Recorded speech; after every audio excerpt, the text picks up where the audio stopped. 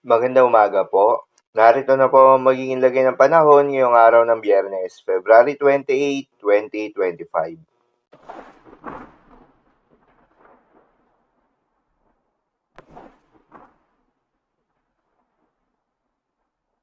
Sa kasalukuyan na tayong sa pag-asa, patuloy na umiiral itong northeast monsoon o hanging amihan at asahan na magdadala pa rin ito ng malamig na panahon, bagya hanggang sa maulap na kalangitan na may kasamang mahihina hanggang sa katamtaman ng mga pag-ulan sa buong bahagi ng Luzon.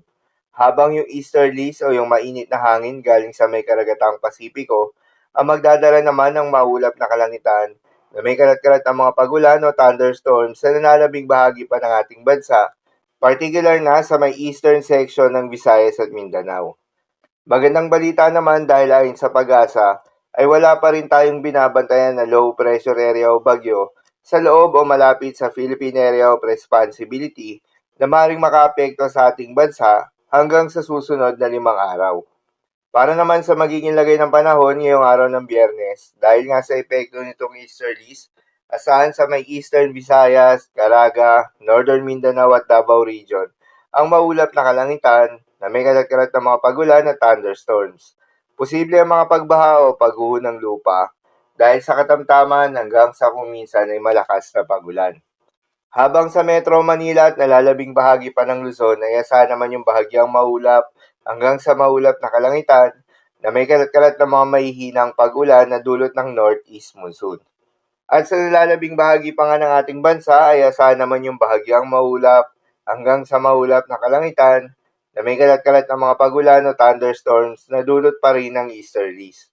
Posible rin ang mga pagbaha o pagguho ng lupa during severe thunderstorms.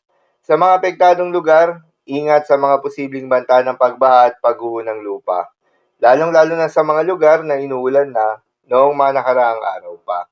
At para naman sa magiging lagay ng mga dagat baybayin, ayon sa pag-asa ay wala pa rin tayong nakataas na gale warning sa anumang seaboards ng ating bansa.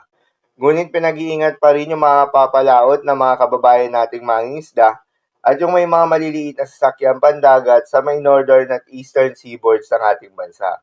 Dahil inaasahan pa rin yung katamtaman hanggang sa maalon na karagatan.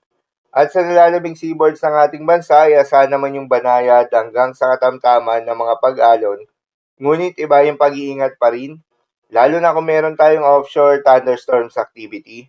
Asahan yung paglakas ng hangin at kaakibat nito ay pagtaas rin ng mga pag-alon. So yun lamang po para sa lagay ng panahon ngayong araw ng Biyernes. Keep safe everyone.